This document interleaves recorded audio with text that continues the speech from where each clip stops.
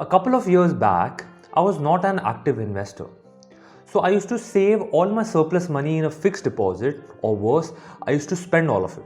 This is when I happened to read about NPS, that is the National Pension System, and I realized what a big mistake I was making by not saving in it.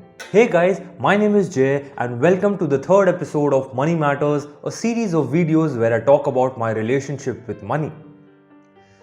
In this episode, we'll talk about why I was making a big mistake by not investing in NPS or the National Pension System. In this video, we'll cover the following aspects. 1. What is NPS? Second, a cost-benefit analysis of investing in an FD versus investing in NPS. Third is the benefits and drawbacks of NPS. And fourth, who should not consider investing in NPS. Let's quickly dive into what is NPS. NPS or National Pension System is a voluntary retirement scheme. It's an initiative taken by the Government of India to provide retirement benefits to all citizens. This system allows one to save in a systemized manner during the working years to save for a future goal of retirement. After retirement, which is 60 years, the subscriber of NPS can take out 60% of the corpus as lump sum and receive the rest 40% as a monthly pension through an annuity plan. It is basically a defined voluntary contribution scheme that is market linked and is managed by professional fund managers. The objective here is to inculcate a habit of saving specifically with the goal of retirement. Now that we have a basic idea of what is NPS, let me tell you what was the first time when I got introduced to the concept. While filing for taxes, I saw a column besides section 80C that mentioned get an additional tax deduction for an investment of up to 50,000 in NPS. This is over and above the 1.5 lakh tax deduction benefit that one claims under section 80C. At this point in time, I was not an active investor and I used to keep all my surplus money in either my savings account or in a fixed deposit. Let me share the cost benefit analysis I did to decide whether to save my money in a fixed deposit or whether to invest it in NPS. Option 1 is save the money in FD. Option 2 is invest in NPS. First, let's set a few base assumptions. 1.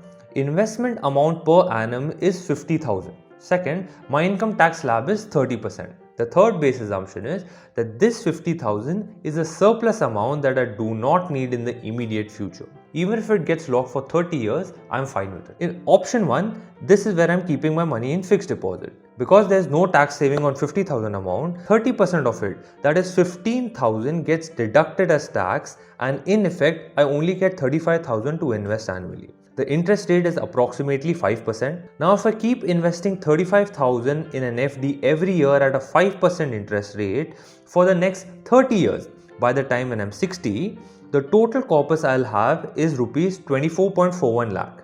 Guess what? We have to pay tax on the interest earnings of around 10%. So basically, the total corpus that I can use after all deductions is around 22.96 lakh. In option 2, we invest in NPS. Here we are investing in the tier 1 account. Because there is an additional tax benefit for investing up to 50k in NPS, I can invest the entire 50k without any deductions. The historical 5-year returns on NPS is around 10 to 12%.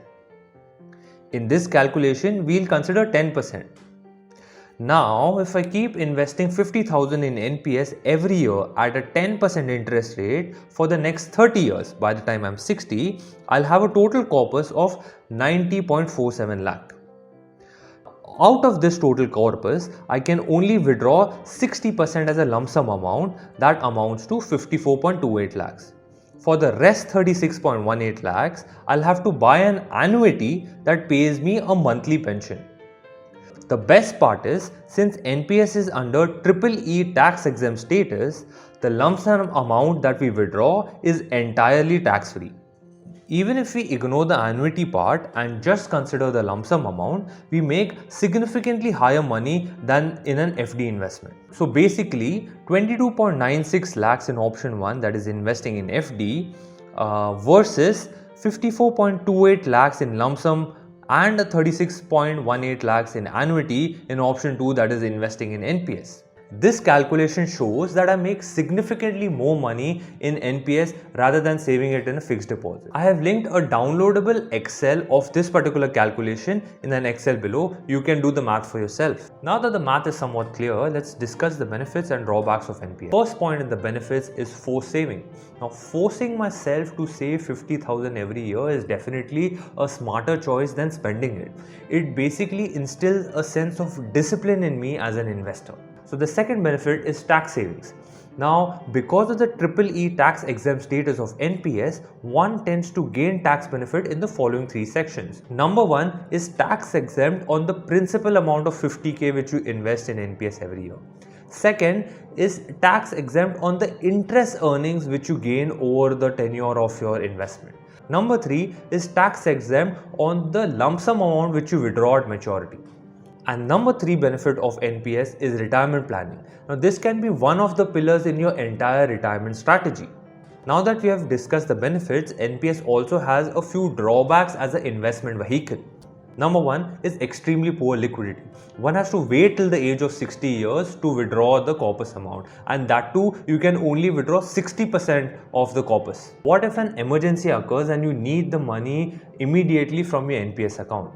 Well, it can be done in certain scenarios, like let's say your child's education, if you want to build a house or some medical emergency, but that's only limited to 25% of the corpus amount. And what if you want to retire before 60 years, you don't want to work till 60 years, you want to take an early retirement? Well, you can withdraw your lump sum amount, but the only catch over there is that you can withdraw only 20% as a lump sum amount, and for the rest 80% you have to buy an annuity. The second biggest drawback of NPS is that 40% of the amount gets stuck in an annuity, and annuity plans in India are not very competitive. Now that we have understood the benefits and drawbacks of NPS, we should be cognizant of the fact that NPS is not the most convenient for certain category of users.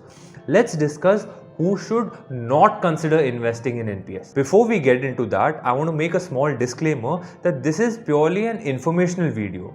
Before you take a decision whether you want to get into NPS or not, you should read extensively about it and also consult with your friends, family or financial advisor whether this is aligned with your financial goals and priorities or not. Now that we have the disclaimer out, let's move into who should not consider investing in NPS. Number one is active investors. Now, one of the very interesting financial blogs I follow is Free Fincal by Mr. Pattabhiraman. And he has one of the articles where in bold he has written, do not invest in NPS for the additional 50,000 tax benefit.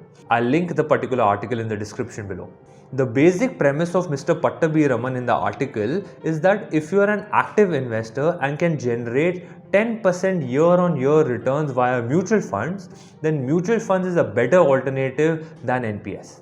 Mind you that 10% year-on-year return is a very conservative figure. With a certain level of discipline and research, one can easily make 12 to 14% returns over a 10 to 20 year tenure in mutual funds. This option of mutual funds is better primarily for two reasons. Number one is higher liquidity. You don't have to wait till the age of 60 years to withdraw your money. Number two is higher flexibility. Based on your financial requirements and needs, you can increase or decrease your investment as well as the money you take out of this vehicle if you're in a mutual fund. So, if you're an active investor and you can easily get 10% year-on-year returns through a mutual fund, you should not invest in NPS. However, if you are not an active investor and you're parking your money in a fixed deposit, this is an option which you can consider. Number two is lower tax bracket. Now, in the calculation we did above, my tax bracket was 30%. That's why the tax savings which I was getting was significant. If you're in a lower tax bracket, the tax savings are not that significant. You can check by putting these numbers in the downloadable Excel in the link below and see it for yourself. Number three is no surplus money and limited liquidity. Now, NPS locks the money for a very long period of time since it's a retirement scheme. Now, if you have pressing needs today or in the near future, you should not park your money in NPS. All in all, NPS is a good investment vehicle with an objective of retirement planning, and it works brilliantly well for certain category of investors that want to leverage the additional tax savings one can get via NPS.